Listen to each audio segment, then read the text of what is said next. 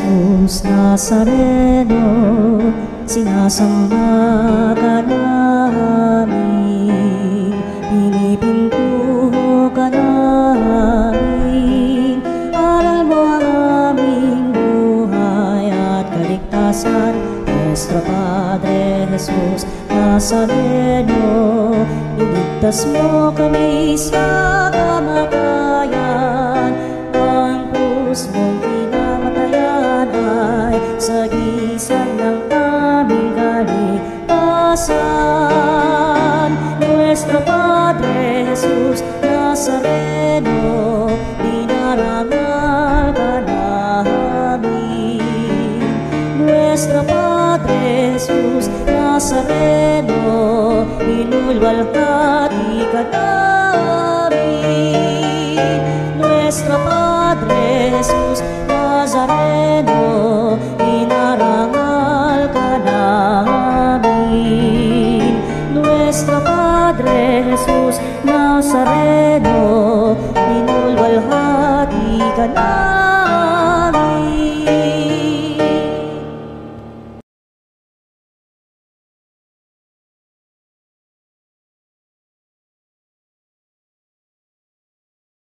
Hingin natin ang biyaya ng pagpapagaling kay Nuestro Padre Jesus Nazareno.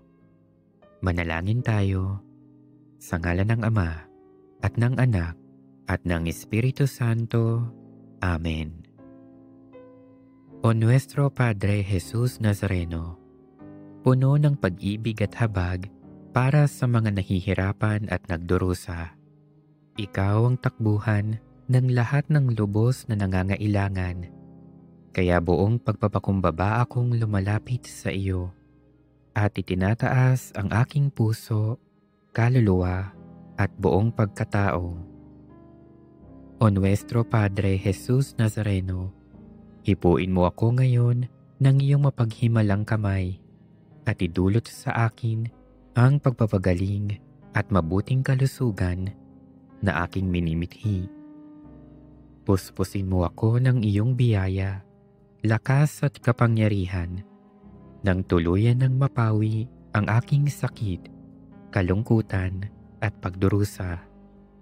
O Nuestro Padre Jesus Nazareno, ikaw ang aking tanglaw, ikaw ang aking pag-asa, ikaw ang aking lakas, at higit sa lahat, ikaw ang aking dakilang manggagamot. Damayan mo ako sa panahong itong kailangang kita.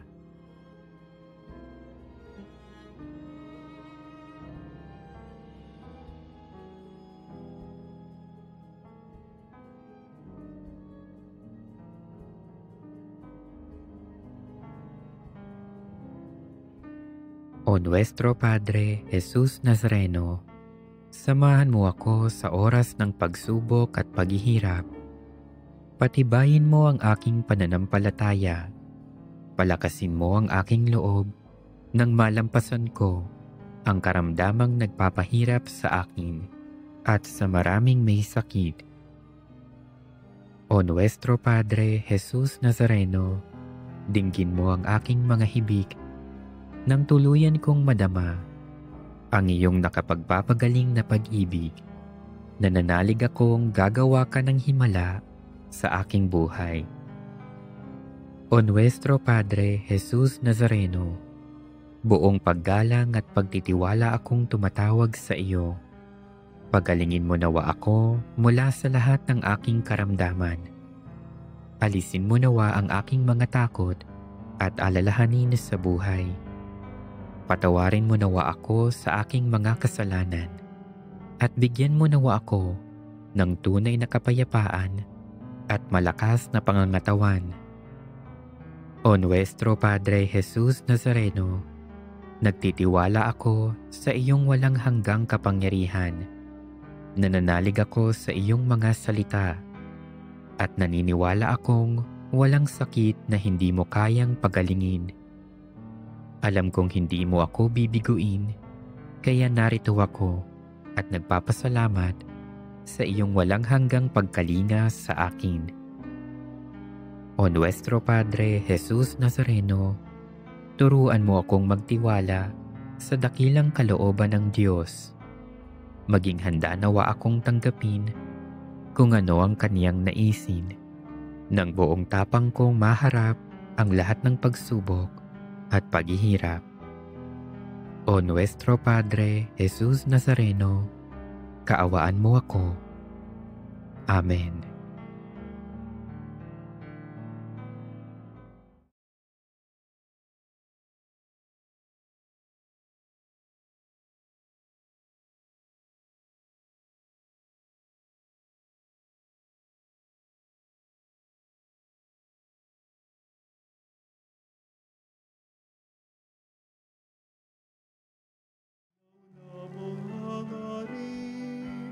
Ang taong ay ubusin upang siya ay makapili.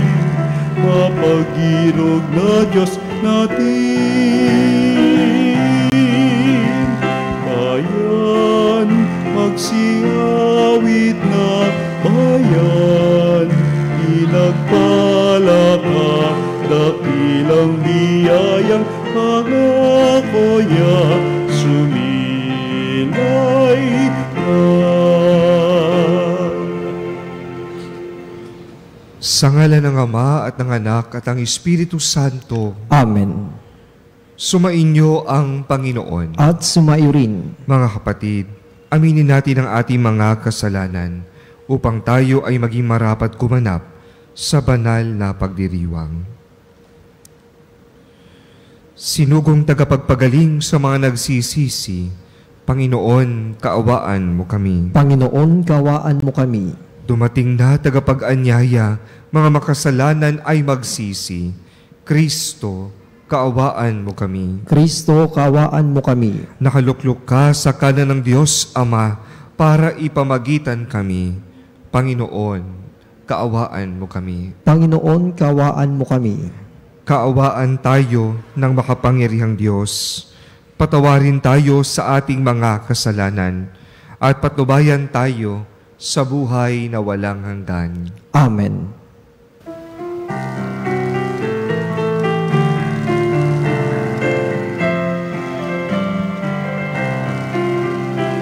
Luwalhati sa Diyos sa kaitaasan, kaloob sa lupa ay kapayapaan.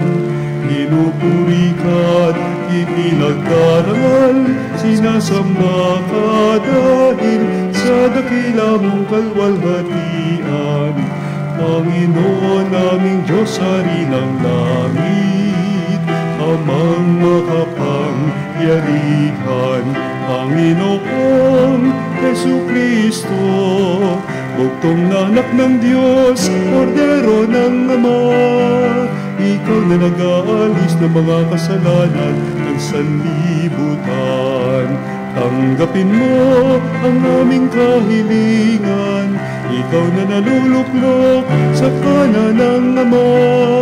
Maawa ka sa amin. Ikaw lamang ang banal, Panginoon Jesucristo, kasama ng Espiritu, sa luwalhati ng Ama. Amen, Amen, Amen, Amen. Manalangin tayo. Ama naming makapangyarihan, talang pinakamabuti ay iyong tinataglay. Gawin mong sa aming kalooban ay manuot ang pag-ibig sa iyong ngalang dakila at bantog, upang sa pag-unlad ng aming pagsunod sa pananampalatayang iyong ipinagkaloob, mapagyaman mo ang kabutihang iyong inihandog, at ang iyong pinagyaman ay mapanatili mong lubos sa iyong pagsubaybay sa amin at pagkupkop. Sa pamagitan ni Jesucristo, kasama ng Espiritu Santo, magpa sa walang hanggan. Amen. Pagbasa mula sa aklat ni Sirak. Anak ko, maging mapagkumbaba ka sa pagtupad ng tungkulin at mamahalin ka ng mga malapit sa Diyos. Habang ikay dumadakila, lalo ka namang magpakumbaba. Sa gayoy, kalulugdan ka ng Panginoon. Huwag mong hangaring maunawaan ang mga bagay na lampas sa iyong kakayanan. Huwag mong saliksikin ang hindi mo kayang malaman. Nililimi ng matinong tao ang mga talinghaga. Nawiwili silang makinig pagkat nais nilang matuto. Kung ang tubig ay nakamamatay ng apoy, ang paglilimos ay nakapapawi ng kasalanan. Ang salita ng Diyos. Salamat sa Diyos.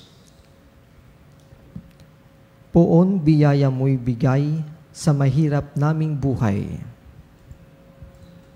Poon biyaya mo'y bigay sa mahirap naming buhay. Sa lahat ay nagagalak, natutuwa ang matuwid. Sa harapan nitong Diyos, galak nila'y di malirip. Awitan ng Panginoon, purihin ang kanyang ngalan. Ang pangalan niyang banal, magalak na papurihan. Poon biyaya mo'y bigay sa mahirap naming buhay. Ang Diyos na naroroon sa tahanan niyang templo, tumitingin sa ulilat sanggalang ng mga balo. May tahanan siyang laan sa sinumang nalulungkot. Ang bilanggo'y hinahango upang sila ay malugod. Poon biyaya mo'y bigay sa mahirap naming buhay. Dahil sa iyo, yaong ulang masagana ay pumatak. Lupain mong natuyo na'y nanariwa at umunlad. At doon mo pinatira yaong iyong mga lingkod. At mahirap nilang buhay sa biyaya ay pinuspos. Poon biyaya mo'y bigay sa mahirap naming buhay. Pagbasa mula sa sulat ng mga Hebreo.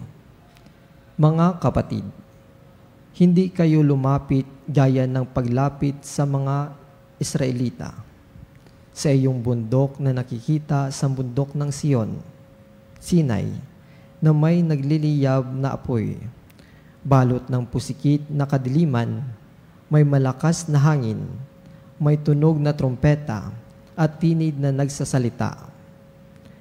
Nang ang tinig na ito'y marinig ng mga tao, isinamo nilang tumigil iyon ng pagsasalita sa kanila. At nilapitan ninyo'y ang bundok ng Sion at ang lungsod ng Diyos na buhay, ang Jerusalem sa langit, na kinaroroonan ng di mabilang na anghel. Lumapit kayo sa masayang pagkakataon ng mga ibinilang ng panganay na nakatala sa langit. Lumapit kayo sa Diyos na hukom ng langit at sa mga espiritu ng mga taong banal na naroroon sa dakong inilaan sa kanila ng Diyos. Lumapit kayo kay Jesus, ang tagapamagitan ng bagong tipan. Ang salita ng Diyos. Salamat sa Diyos.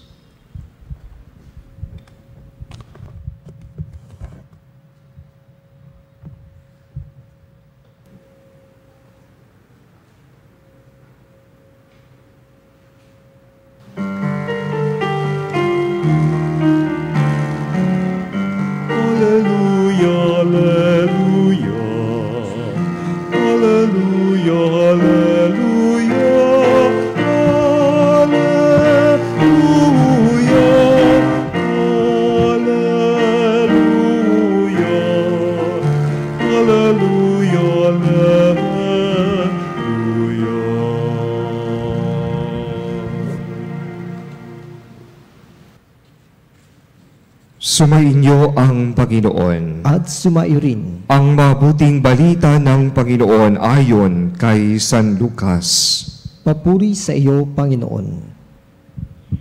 Isang araw ng pamamahinga, si Jesus ay inanyayahang kumain sa bahay ng isang pinuno ng mga Pariseyo at pinabantayan nilang mabuti ang kanyang mga kilos. Napansin ni Jesus na ang pinipili ng mga inanyayahan ay ang mga upuang nakalaan sa mga piling panauhin.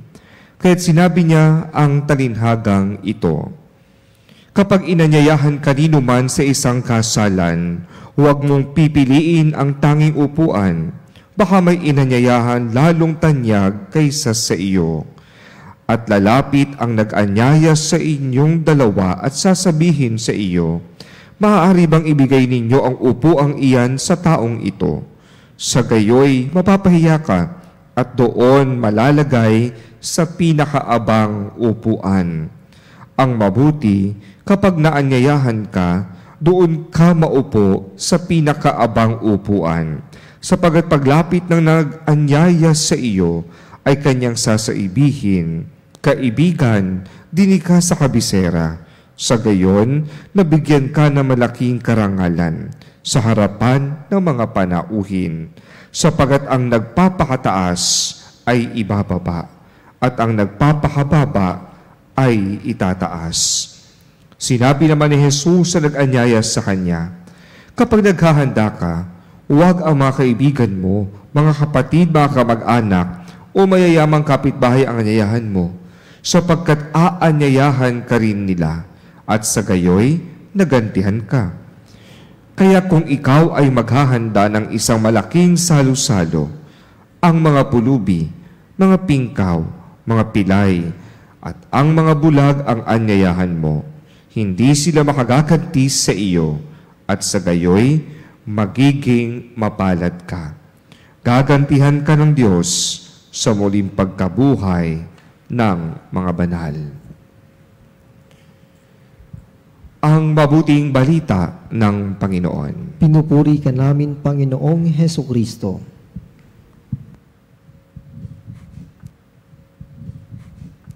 Kung ating pong babalikan ang kwento sa aklat ng Genesis, maaalala natin kung paanong nilikha ng Diyos ang mundo at ang tao. Nang nilikha ng Diyos ang tao, ito ay nilikha niya sa kanyang wangis. Kaya nga't ang tao ay nakikibahagi sa kanyang pagiging mabuti. Nilikha ng Diyos ang tao na may original perfection. Subalit, mababanaagad din natin sa aklat na iyon kung paanong ang tao ay tinukso ng demonyo, kung paanong siya ay inanyayahan ng demonyo sa anyong serpiente, at ang paanyayang iyon ng serpienteng iyon ay nananatili maging sa makabagong panahon. Ang paanyaya kay Adan at Eva na maging tanyag, dakila, yung tukso sa kanila na kapag sinuway nila ang Diyos at kinain yung bungang iyon, magiging parang silang Diyos, ay umaalingaw pa rin magpasa hanggang ngayon. Ang makabagong panahon na nag-aanyaya sa atin na abutin yung standard ng mundo ngayon. Yung standard na nakatuon madala sa sarili, na kailangan ako ang may karapatan, ako ang makapangyarihan, ako ang may impluwensya, ako ang pinakamayaman, ako ang may sasabihin. Na kadalasan, ang standard na ito ay hindi nagiging kalugod-lugod sa kung ano ang standard ni Jesus upang tayo ay makapasok sa langit.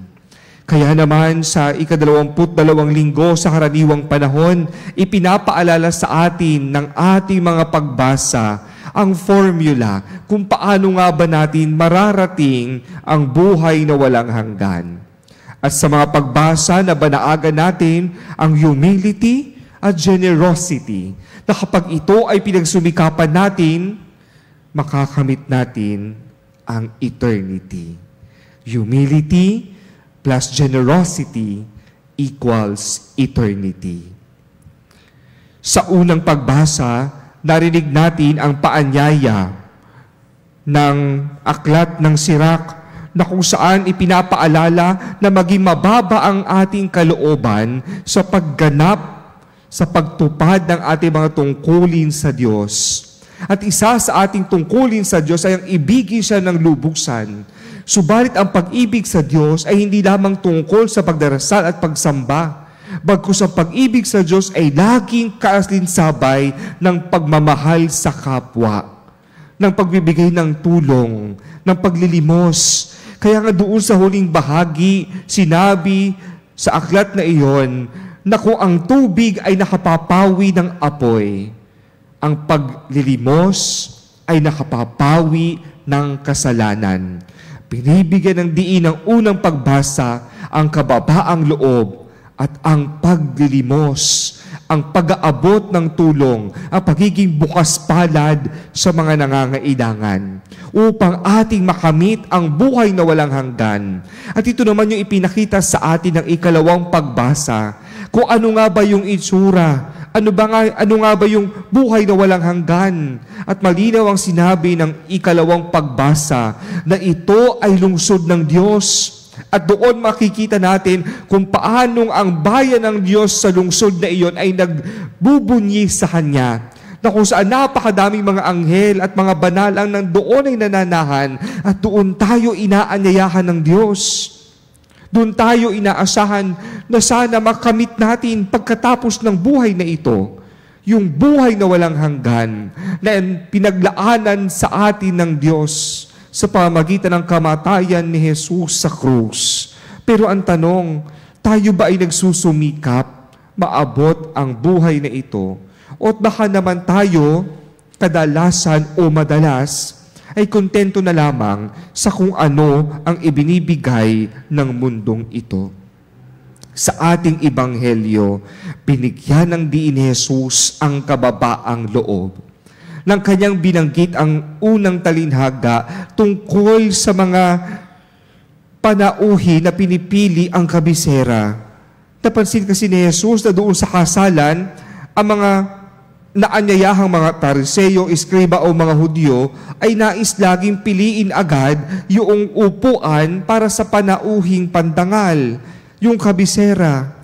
Pero sinasabi ni Jesus na sa buhay natin, hindi sana laki yung kabisera ang ating inuuna. Kundi ang sinasabi sa atin ay magkaroon sana tayo ng grounded nature, na tayo ay magkaroon lagi ng kababaang loob. Tuwing ako ay nagbimisa sa patay o tuwing dadalaw sa sementeryo, ito yung paalala na tayo din pagkatapos ng buhay na ito ay mamamatay. Na tayo din pagkatapos ng buhay na ito ay babalik sa lupa. At ito'y paalala na tayo bilang tao ay dapat magpahababa. Kaya napakaganda noong salitang human at humility. Parehas itong nakaugat sa salitang Latin, humus. Ibig sabihin ay soil. Nang tayo ay nilikha ng Diyos, nilikha tayo mula sa lupa. At ayon din sa natura, tayo ay babalik sa lupa. Wala tayong maipagmamalaki. Wala tayong maipagyayabang. Pagkus tayo ding lahat ay pantay-pantay. Ano man ang iyong katanyagan ngayon, ano man ang iyong natatamasa ngayon, lahat tayo babalik din sa lupa. Kaya naman, sa pamumuhay natin, sana lagi nating maalala na maging mababa ang kalooban. Gayun din naman, ipinapaalala sa atin ng Ebanghelyo, yung sinabi ni Jesus doon sa nag-imbita sa Kanya na sa bawat paghahanda, wag lang sana ang kaibigan, kakilala o kumag-anak. Bagkus, bigyan din natin ng pansin ang mga taong walang pangalan sa lipunan, ang mga mahihirap, ang mga pulubi, ang mga nasa laylayan, ang mga nasa bilangguan, na kadalasan isinasantabi ng lipunan dahil doon tayo lagi sa pag-abot sa tagumpay na pansarili lamang. Bagkus kung nais natin marating yung buhay na walang hanggan, ang sinasabi sa atin ni Jesus, let us empty ourselves. Let us be humble enough to admit that we need God's grace. And as we humble ourselves, we are also reminded na meron tayong mga taong nasa paligid na hindi lamang laging tungkol sa sarili, hindi lamang tungkol sa mga mamahaling gamit, mamahaling sasakyan, mga maraming gala o mga mamahaling tahanan o bahay o mansyon ang kailangan sa mundong ito. Bagkus ang pagmamalasakit sa kapwa, ang pag-abot sa mga nangangailangan, Ito yung nais sa atin ni Jesus na gawin bilang mga Kristiyano. Abutin naman ang nangangailangan. Abutin ang mga walang pangalan. At tayo na kinaawaan, na tayong tinulungan, na tayong binigyan ng Diyos ng puwang sa mundong ito, ay hindi lamang naandito para sa sarili natin, kundi naandito tayo, nabubuhay, upang makisama sa mga taong nasa paligid natin, na tayo'y binuhay at nabubuhay dahil meron tayong tungkulin na ibigin ng Diyos sa pamagitan ng pag-ibig natin sa ating kapwa. Sa mga pagkakataon na tayo'y kinakain lamang ng standard ng mundo, sa mga pagkakataon na ang inaabot lamang natin ay ang katanyagan, kayamanan, o mga makasariling hangarin at nalilimutan ng ating kapwa. Baka ito rin yung mga pagkakataon na tayo ay nawawalan ng puwang unti-unti sa buhay na walang hanggan. Ang kasakiman ay hindi kalugod-dugod sa paningin ng Diyos. Bagkus ang pagiging bukas palad, ang pagtulong, ang pag-aabot, ay magbibigay din sa atin ng pagpapala at gantimpala mula sa Diyos.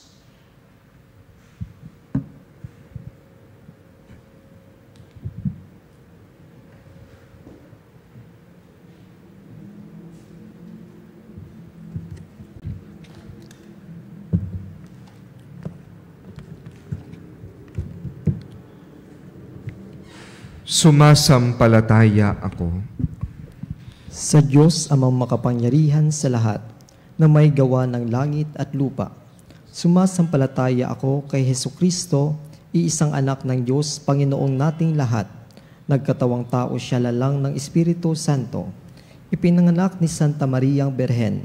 Ipinagpakasakit ni Poncio Pilato. Ipinako sa krus na matay inilibing.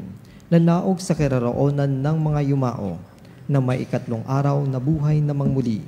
Umakyat sa langit na luklok sa kanan ng Diyos amang makapangyarihan sa lahat. Doon magmumulang paririto at huhukom sa nangabubuhay at namatay na tao.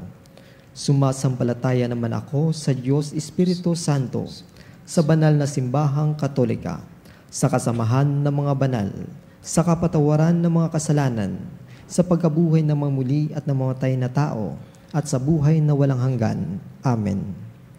Turo sa atin ngayon ang salita ng Diyos, ang kababaang loob at pagiging mapagbigay.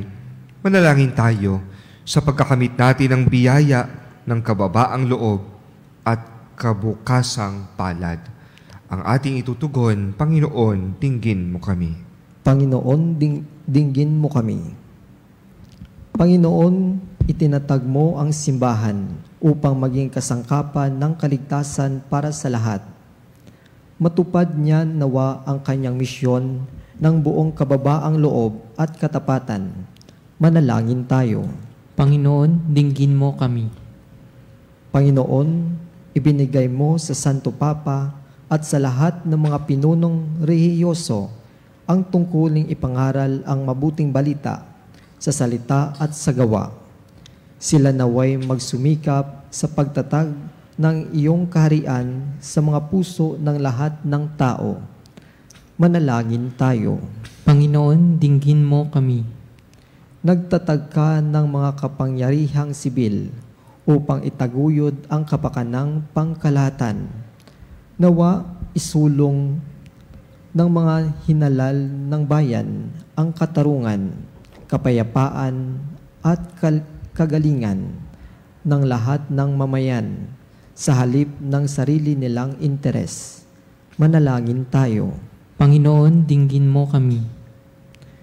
Tinulutan mong magtamo ng mga tanging kaunlarang pangkabuhayan at panteknolohiya ang ilang mga bansa. Naway tumulong ang kanilang mga pinuno sa mga bansang nagsisimula pa lamang lumago sa diwa ng pakipagtulungan. Manalangin tayo. Panginoon, dinggin mo kami. Panginoong Hesus, tinuruan mo ang iyong mga alagad kung paano magpakumbaba at maging mapagbigay sa pamagitan ng pagiging lingkod ng lahat sa pagbubuwis mo ng buhay para sa kaligtasan ng sangkatauhan. Nawa, tularan namin ang iyong halimbawa at sa gayoy makabahagi sa iyong buhay na walang hanggan. Amen.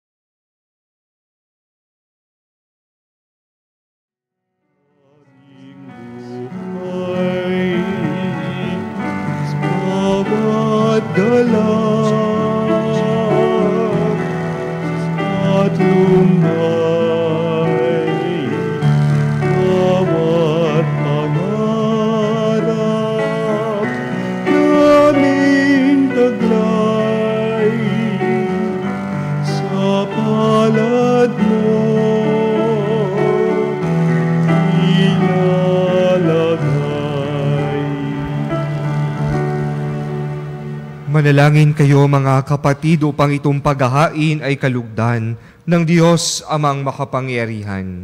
Tanggapin nawa ng Panginoon itong paghahain sa iyong mga kamay, sa kapurihan niya at karangalan, sa ating kapakinabangan at sa buong sambayanan niyang banal. Ama naming lumikha, ang banal na paghahain ay lagi nawang magdulot ng iyong pagbabasbas na sa amin tumutubos, upang ang ginaganap mo sa aming pagdiriwang ay maging lubos na pagkakaloob ng iyong pagmamahal sa pamagitan ni Jesucristo kasama ng Espiritu Santo magpasawalang hanggan. Amen. Sumainyo ang Panginoon. At sumaiyo rin. Itaas sa Diyos ang inyong puso at diwa. Itinaas na namin sa Panginoon. Pasalamatan natin ang Panginoong ating Diyos. Marapat na siya ay pasalamatan. Ama naming makapangyarihan, tunay ngang marapat na ikaw ay aming pasalamatan sa pamagitan ni Jesucristo na aming Panginoon. Lubhang nabagbag ang kanyang loob sa pagkakamali ng tao sa sansinukob, kaya't minabuti niyang siya'y ipanganak ng birheng bukod mong pinagpala sa babaing lahat. Sa labi ng imbing kamatayan, kami ay inagaw ng namatay mong anak. Sa pagkabuhay niya, kami ay kanyang binuhay, upang kaugnayan namin sa iyo ay huwag magwakas. Kaya kaisa ng mga anghel na nagsisiawit ng papuri sa iyo, nang walang humpay sa kalangitan, kami ay nagbubunyi sa iyong kadakilaan. Santo, Santo, Santo, Panginoong Diyos makapangyarihan, napupuno ang langit at lupa, kalwalhatian mo.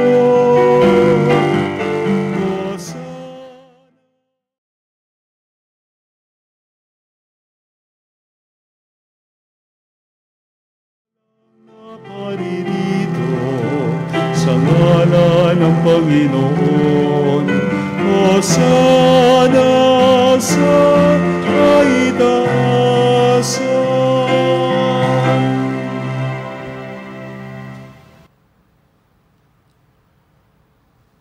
Ama naming banal, ikaw ang bukal ng tanang kabanalan, kaya't sa pamagitan ng iyong Espiritu, gawin mong banal ang mga kaloob na ito upang para sa amin ay maging katawan at dugo ng aming Panginoong Hesukristo.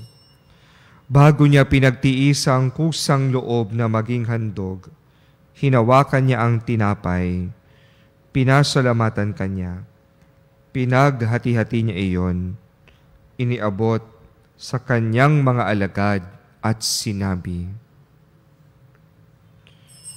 "Tanggapin ninyong lahat ito at kanin. Ito ang aking katawan na ihahandog para sa inyo."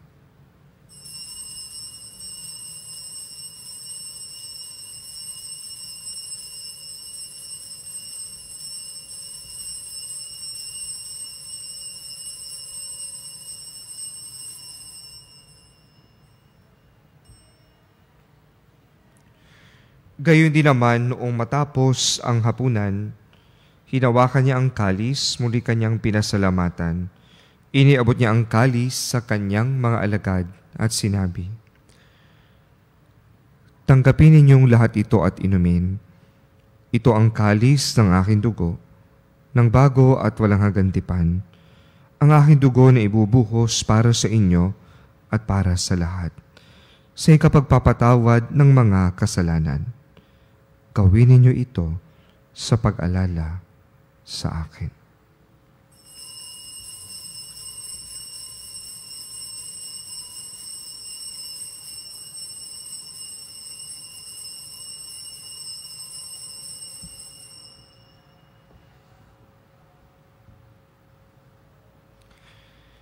Ipagbunyi natin ang misteryo ng pananampalataya.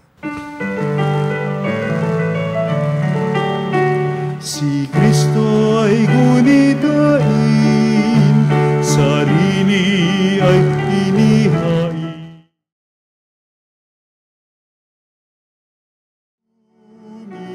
Pinagsasaluhan natin hanggang sa siya'y dumating, hanggang sa siya'y dumating.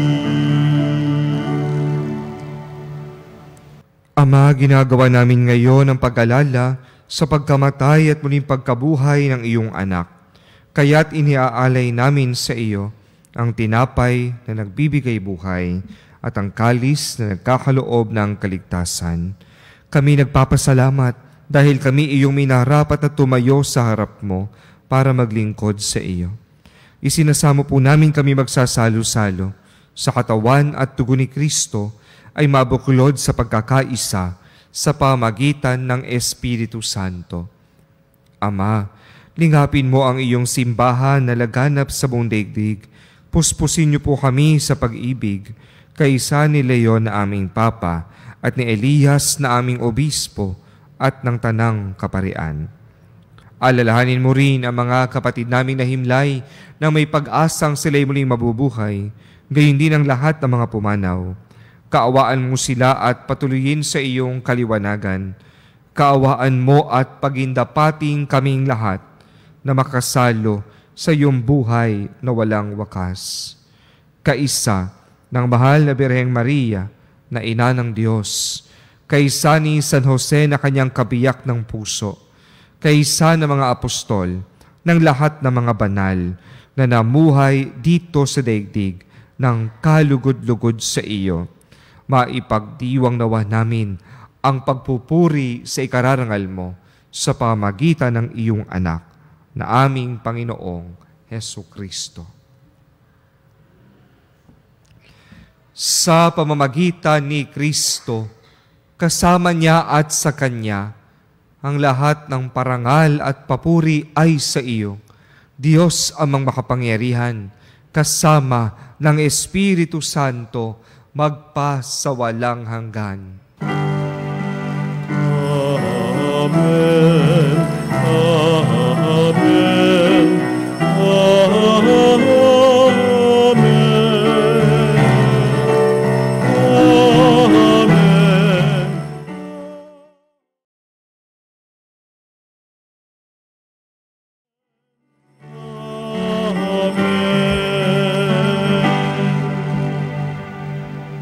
Sa tagubili ng nakagagaling na utos at turo ni Jesus na Panginoon natin at Diyos, ipahayag po natin ang lakas loob.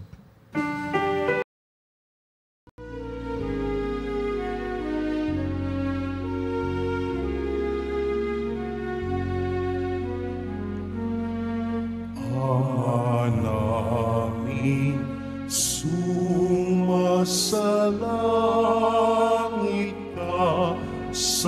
sambahin ang ngalan mo. Mapasa amin ang kaharian mo, sundin ang loob mo. Dito sa lupa para ng sa langit, bigyan mo kami ngayon ng aming kakanin sa araw-araw, at patawarin mo ang aming mga sala para ng pagpapatawad namin sa nagkakasala sa amin. At huwag mo kami ipahintulot sa tukso, at iadya mo kami sa lahat ng masama.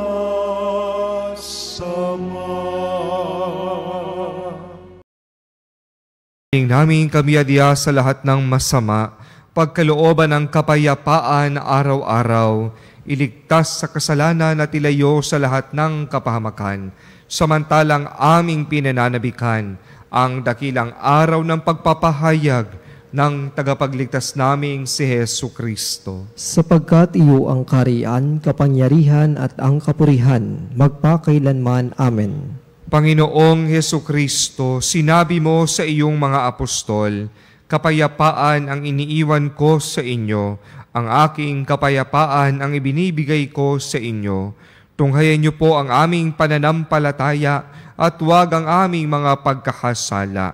Pagkalooban mo kami ng kapayapaan at pagkakaisa ayon sa iyong kalooban, kasama ng Espiritu Santo, magpasawalang hanggan. Amen. Ang kapayapaan ng Panginoon ay laging sumainyo. At sumairin. Magbigayan po kayo ng kapayapaan sa isa't isa. Kapayapaan po sa bawat isa, mga kapanalig.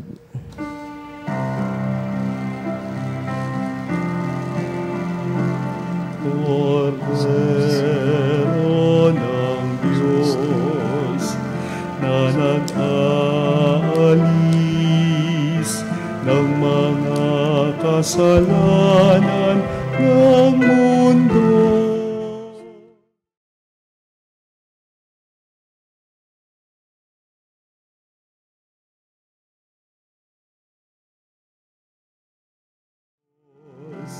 Na nag-aalis ng mga kasalanan ng mundo. Maawa ka sa amin, Kordero.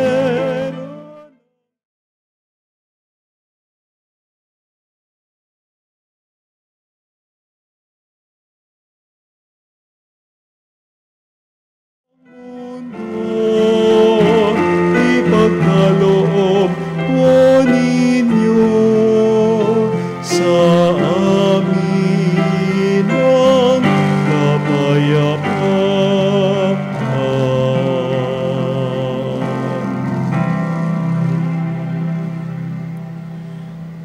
Ito ang kordero ng Diyos. Ito ang nag-aalis ng kasalanan ng sanlibutan. Mapalad ang mga inaanyayahan sa kanyang piging. Panginoon, hindi ako karapat-dapat na magpatuloy sa iyo, ngunit sa isang salita mo lamang ay gagaling na ako.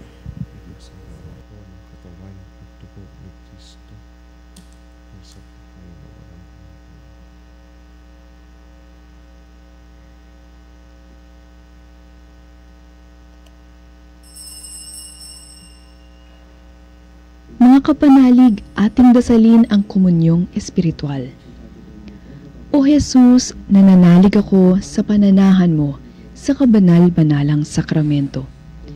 Minamahal kita higit sa lahat at hangad ka ng aking kaluluwa. Hindi ko man matatanggap ngayon ang iyong katawan at dugo, inaasahan ko na patuloy kang mamumuhay sa aking puso. Naniniwala ako na narito ka at kaisa ka ng aking buong pagkatao. Huwag mong ipahintulot na mawalay ako sa iyo. Amen.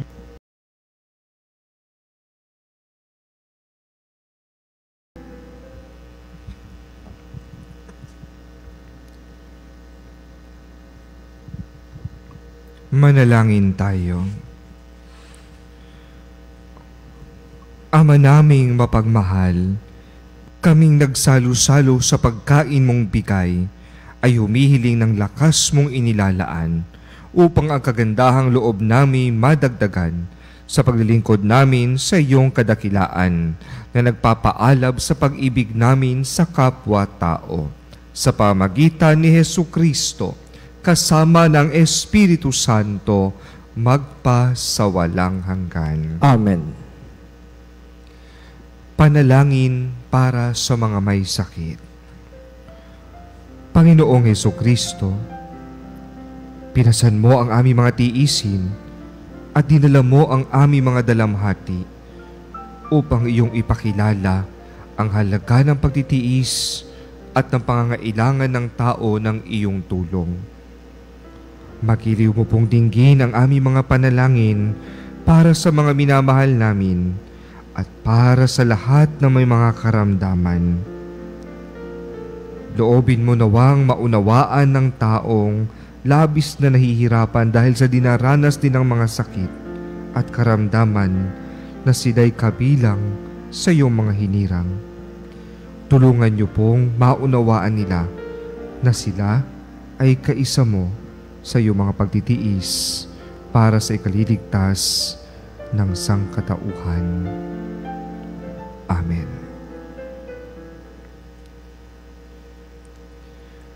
Mga kapanalig, ilang patalastas po lamang. Inaanyayahan ko po ang lahat na dumalo sa espesyal na Mary and the Eucharist exhibit na gaganapin mula po sa September 3 hanggang September 11 sa Activity Center ng Fisher Mall, Quezon City. Tampok po dito ang mahigit 100 imahen ni Maria na magbibigay inspirasyon at lalong magpapaigting sa ating debosyon sa mahal na Birheng Maria at sa ating Panginoon sa banal na Eukaristiya. Halina at sama-sama nating damhin ang biyaya ng presensya ni Kristo sa Eukaristiya kasama ang pagmamahal at paggabay ng ating ina, ang mahal na Birheng Maria. Maraming salamat po sa inyong lahat. Sumainyo ang Panginoon At sumairin at pagpalain kayo ng makapangyarihang Diyos, Ama, Anak at Espiritu Santo. Amen. Ang misa ay naialay na. Humayo po kayo, taglay ang pag-ibig ni Kristo. Salamat sa Diyos.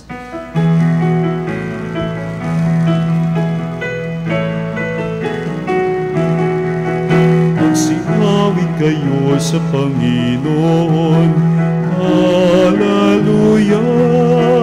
Magsinawit sa Panginoon. Purihin ang Kanyang...